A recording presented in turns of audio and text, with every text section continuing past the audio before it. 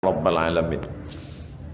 Nanti sampai masanya, kata Nabi Sallallahu Alaihi Wasallam, sampai batu pun akan berkata, ya Abdallah, wahai hamba Allah, hadzal Yahudi, ini di belakangku khalfi ada seorang Yahudi, uqtulhu, bunuhlah dia.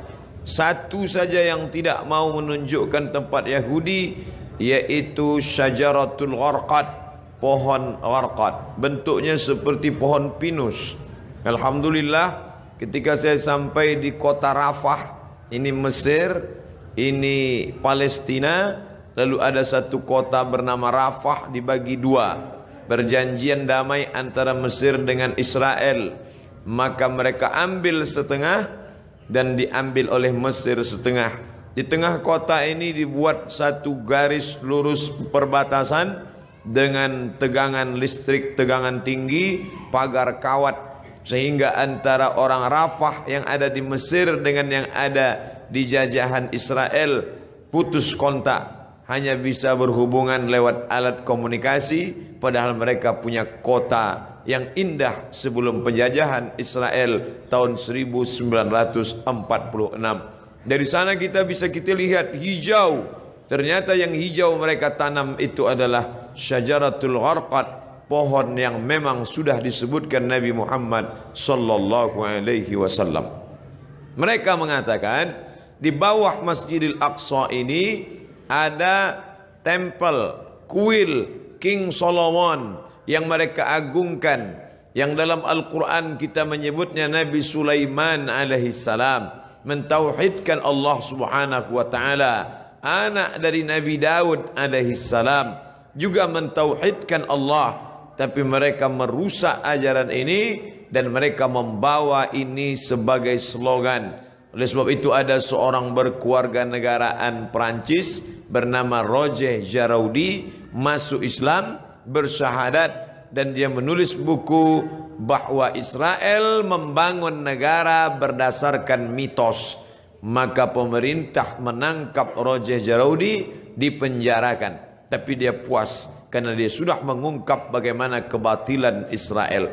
Penjajahan terbesar di atas dunia hari ini dilakukan oleh Israel. Tembok terpanjang di dunia hari ini, tembok yang dibangun oleh Israel. Sebenarnya di balik ini semua adalah Allah mau memperlihatkan kepada kita mana yang berjuang menegakkan agama Allah, mana yang diam saja. Bagi Bapak Ibu warga Jakarta yang mampu untuk berjihad, tapi tentu bukan jihad fisik, karena Israel lebih kuat daripada kita. Saya tidak ingin selesai saya tausiah khutbah tadi oleh kiai kita berapi-api, ditambah lagi ceramah Ustadz Somad, lalu selesai ini bapak-bapak mohon izin ke keluarga semuanya pergi ke Israel.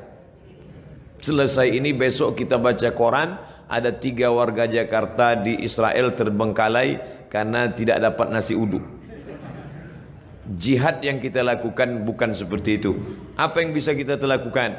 Man jahaza ghazian faqad ghaza. Siapa yang sanggup mempersiapkan hartanya, ada namanya Syam Organizer, ada namanya Sahabat Al-Aqsa, cari nomor rekeningnya, kirimkan. Ada salah satu artis kita yang berangkat ke sana langsung. Mungkin dia punya finansial biaya yang luar biasa, badannya sehat, uangnya banyak, dia pergi ke sana untuk melihat langsung.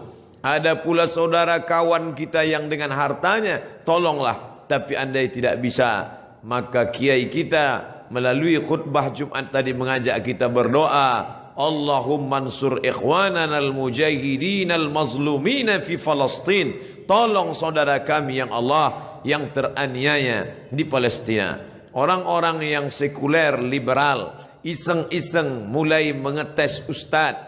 Kenapa ketika dulu Abrahah datang menghancurkan Ka'bah, Allah mengirim fa arsalna alaihim tayran ababil, kami kirim tayran ababil tarmihim bihijaratin min sijil, lalu mereka ditembak dengan peluru-peluru sijil, yaitu batu-batu dari neraka. Faja'alahum ka'asfim ma'kul, lalu mereka seperti daun-daun yang dimakan ulat. Mengapa itu tidak terjadi sekarang Ustaz? Perlu kita cermati sejarahnya. Zaman itu tidak ada orang beriman. Abdul Muttalib seorang laki-laki yang soleh sendirian. Dialah yang memegang kunci Ka'bah. Abdul Muttalib punya anak Abdullah. Abdullah punya anak Muhammad sallallahu alaihi wasallam. Maka Abdul Muttalib datang membawa kunci Ka'bah. Dia serahkan kepada Allah. Di pintu itu dia berkata, "Inna lihadzal baiti rabban yahmih." Rumah Baitullah ini ada Rabb, pemilik, pencipta, pelindungnya. Aku tak sanggup menjaganya. Ya Allah, jagalah dia. Zaman itu tidak ada orang beriman. Tapi hari ini 2 miliar orang beriman. Asia Tenggara saja lebih dari 1,5 miliar. Indonesia, Malaysia, Brunei Darussalam, Moro, Patani Thailand Selatan.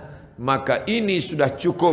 Belum lagi dari daratan India, Pakistan, Bangladesh, Myanmar. Lalu kemudian 22 negara Arab yang terpecah dari mulai Yaman sampai ke Maghribi Maroko di Afrika Utara. Umat Islam yang tersebar di Eropa. Imigran dari Jerman yang sudah ada di Jerman, imigran dari Turki hampir lebih 2 juta orang. Umat Islam tersebar banyak. Ini adalah tantangan bagi umat Islam bagaimana menolong Masjidil Aqsa yang menjadi kiblat Nabi menghadap ke Masjidil Aqsa 18 bulan lamanya. 18 bulan 17 menghadap ke arah Masjidil Aqsa sampai akhirnya turun ayat fawalli wajhaka syatral Masjidil Haram. Hadapkan wajahmu ke arah Masjidil Haram. Bapak Ibu yang dimuliakan Allah, hadirin hadirat yang mendengarkan langsung maupun tidak langsung tausiah singkat ini semua menjadi teguran bagi kita. Pulang dari sholat Jumat masih bisa makan kenyang dengan anak sambil tertendum tertawa.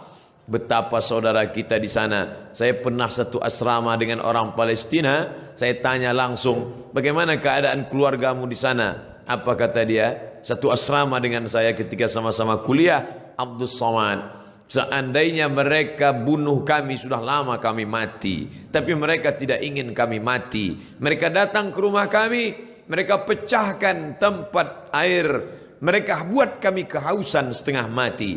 Mereka ambil dengan senjata laras panjangnya, mereka pecahkan tempat-tempat minyak zaitun, karena mereka tahu kami tak dapat hidup tanpa zaitun.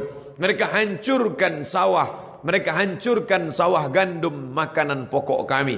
Mereka ingin membuat kami setengah mati, tapi kami tak akan meninggalkan negeri ini sampai satu saja, iskariman, hidup mulia, Palestina merdeka, au mut syahidan, atau mati sebagai orang yang syahid. Maka ada sesuatu yang mengerikan tapi sekaligus membanggakan. Pemerintah asing Amerika, Eropa mengadakan survei apa cita-cita anak Palestina. Di tempat kita cita-cita ingin menjadi dokter, cita-cita ingin menjadi advokat, cita-cita ingin menjadi pengusaha sukses. Tapi cita-cita anak Palestina lebih 90% cita-citanya ingin menjadi seorang yang mati syahid. Maka apapun profesinya, iskariman, kalau kau hidup, hiduplah mulia. Au mut syahidan, kalau mati, maka mati syahid. Maka pemerintah Mesir lewat masyarakat muslimnya membuat slogan mempertahankan makanan produk Islam, tidak membeli produk-produk dari Israel yang sekian persennya dibelikan untuk peluru membunuh saudara-saudara kita. Uangnya uang kita, kita yang memakai, dari deterjen sampai sikat gigi, sampai tekstil, sampai alas kaki. Produk Amerika dan Eropa bekerja sama dengan lembaga Israel untuk membantai saudara-saudara kita. Alhamdulillah, di negeri yang kita cintai, Republik Indonesia, kita digalakkan untuk memakai produk sendiri, negeri asli sendiri, tidak ada kaitan dengan impor dan Israel. Maka kembalilah kepada produk-produk kita, karena sedikit banyak kita sudah menyumbang membeli peluru untuk menyobek jantung saudara kita. Ini bukan masalah nasionalisme. Orang yang berkata tidak ada hubungan kita dengan Palestina, itu murni hubungan konflik antara Palestina dengan Israel, maka dia tidak mengerti ajaran Islam. Kita baca Al-Quran, Subhanalladzi asra bi'abdihi laylan minal masjidil haram ilal masjidil aqsa. Kalau orang mengatakan itu Palestina tidak ada hubungan agama, maka Masjidil Aqsa terletak di Palestina. Kita beriman kepada Isa alaihi salam bukan sebagai anak Tuhan, tapi sebagai Rasul utusan Allah. Isa lahir di Palestina, besar di Palestina, diangkat dari Palestina. Kita beriman kepada Musa alaihi salam, ditulis namanya dalam Al-Quran. Musa lahir di Mesir dan berhijrah ke Palestina. Namanya 4 kali kita sebut. Kama sallaita ala Ibrahim wa ala ali Ibrahim, kama barakta ala Ibrahim wa ala ali Ibrahim. Ibrahim lahir dan besar di Babilonia, Irak, tapi kemudian dia hijrah ke Palestina. Nabi Ishak di Palestina, Nabi Ismail di Palestina, hijrah ke Makkah Al-Mukarramah. Nabi Musa hijrah ke Palestina, Nabi Isa lahir besar di Palestina, dan Muhammad sallallahu alaihi wasallam Isra Mi'raj ke Palestina, barulah naik ke Sidratul Muntaha. Maka hubungan kita bukan sebagai hubungan kemanusiaan, tapi hubungan yang lebih kuat. Asyhadu an la ilaha illallah wa asyhadu anna Muhammadan Rasulullah. Andai kau bukan seorang Muslim, andai tak percaya kepada Muhammad, untuk menyaksikan kebiadaban Israel, cukuplah sebagai manusia, tak perlu menjadi seorang Muslim untuk kasihan kepada Palestina. Tidak perlu menjadi seorang mukmin untuk peduli kepada Palestina. Cukup menjadi manusia yang berakal sehat, maka sudah cukup untuk membela Palestina sebagai manusia. Oleh sebab itu sekarang bergejolak orang-orang Eropa yang tidak bertuhan, ateis, tak percaya kepada Tuhan, tapi tetap membawa bendera Palestina. Maka aneh bin ajaib kalau ada orang Islam yang setiap hari berkata asyhadu an la ilaha illallah wa asyhadu anna Muhammadar Rasulullah, tapi tak tergerak hatinya melihat apa yang diderita oleh Palestina. Dulu kita tidak bisa melihatnya, tapi sekarang nyata. Twitter, BBM, WhatsApp, Instagram, sahabat-sahabat kita berkirim tentang video. Sampai hari ini saya tidak sampai hati untuk melihat penyiksaan tentara Israel terhadap anak-anak Palestina yang tak berdosa. 14 abad yang lalu Nabi kita berpesan, kalau kalian berperang, satajiduna rijalan fis sawami, kalau ketemu pendeta